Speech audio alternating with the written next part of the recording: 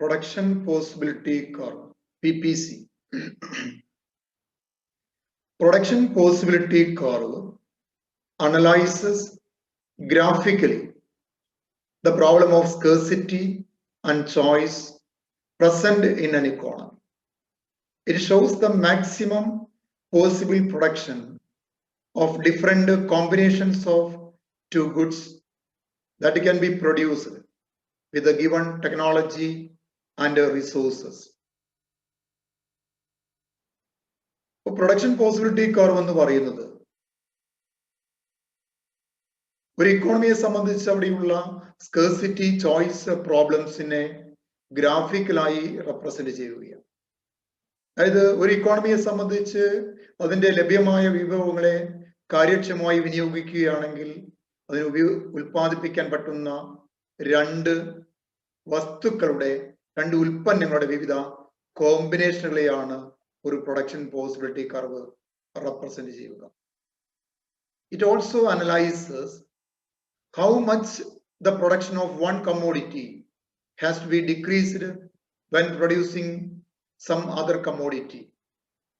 The curve is also known as product transformation curve. ഈ production possibility curve മറ്റൊരു കാര്യം കൂടി നമ്മൾ പറയുന്നുണ്ട്.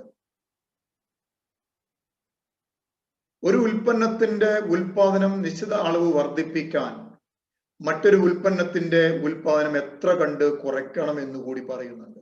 ഈ കർവ് നമ്മൾ വിളിക്കുന്നത് പ്രൊഡക്റ്റ് ട്രാൻസ്ഫോർമേഷൻ കർവ് എന്ന് കൂടി വിളിക്കാറുണ്ട്.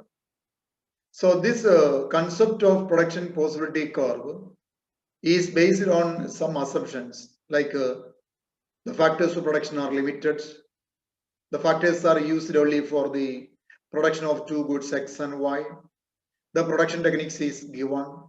The factors are fully utilized. It is based on short term.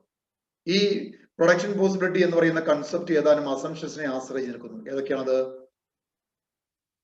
Factors of പ്രൊഡക്ഷന്റെ ലഭ്യത അത് ലിമിറ്റഡ് ആണ്, പരിമിതമാണ്. ഈ ഉൽപാദന ഇടങ്ങൾ ഉപയോഗിക്കുന്ന രണ്ട് വസ്തുക്കൾ ഉൽപ്പാദിക്കാണ്, അത് എക്സും വൈയുമാണ്. പ്രൊഡക്ഷൻ ടെക്നിക്സ് ഗിവൺ അതിൽ യാതൊരു മാറ്റങ്ങളുമില്ല. ഫാക്ടേഴ്സ് ഓഫ് പ്രൊഡക്ഷൻ പൂർണ്ണമായിട്ടും വിനിയോഗിക്കുന്നുണ്ട്, ഷോർട്ട് പീരീഡ്. ഇത്രയ്ക്കുമാണ് അതിന്റെ അസംഷൻസ് പറയുക. So based on these assumptions, the PPC can be explained with the help of a table. നമുക്കൊരു ടേബിളിന്റെ സഹായത്തോടു കൂടി പ്രൊഡക്ഷൻ പോസിബിലിറ്റി കർവിൽ നമുക്ക് എക്സ്പ്ലെയിൻ ചെയ്യാം. സോ ടേബിൾ നോക്കിയാൽ നമുക്ക് മനസ്സിലാവും. There are various production possibilities of good X and Y are there. അല്ലെ, ഏതൊക്കെയാ? A, B, C, D, E, F എങ്ങനെയുള്ള നിരവധിയായ കോമ്പിനേഷൻസ് കൊടുത്തിട്ടുണ്ട്. If all the resources are used for the production of good X, good Xന്റെ ഉൽപ്പാദനത്തിന് വേണ്ടി economy ലഭ്യമായ വിഭവങ്ങളെ പൂർണ്ണമായി വിനിയോഗിക്കുകയാണെങ്കിൽ നമുക്ക് 5000 യൂണിറ്റ് ഗുഡ് X ഉൽപ്പാദിപ്പിക്കാൻ പറ്റും. Similarly, if all the resources are employed for the production of good Y, 15,000 units of good Y are produced. മറിച്ച് ഇക്കോണമിയിലെ വിഭവങ്ങളെ പൂർണ്ണമായും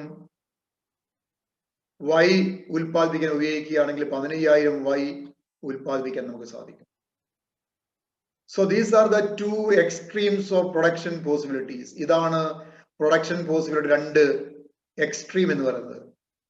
രണ്ട് അങ്ങേയറ്റത്തുള്ളതാണ് അല്ലെ. മാക്സിമം എക്സ് ഇത്ര, മാക്സിമം വൈ ഇത്ര. In between these two extremes, there are many other production possibilities like at combination B. 1000 of good X and 14,000 of good Y can be produced. ഈ പറയുന്ന രണ്ട് എക്സ്ട്രീമിനിടയിൽ എയ്ക്കും എഫിനും ഇടയിൽ നിരവധി കോമ്പിനേഷൻ ഉണ്ട്. ഉദാഹരണം ബി എടുത്താൽ 1000 യൂണിറ്റ് എക്സും 14,000 യൂണിറ്റ് വൈയുമാണ് ഉൽപ്പാദിപ്പിക്കുക. ഇനി സി, ഡി, ഇ എടുത്തോളൂ. അവിടെ എന്താണ്?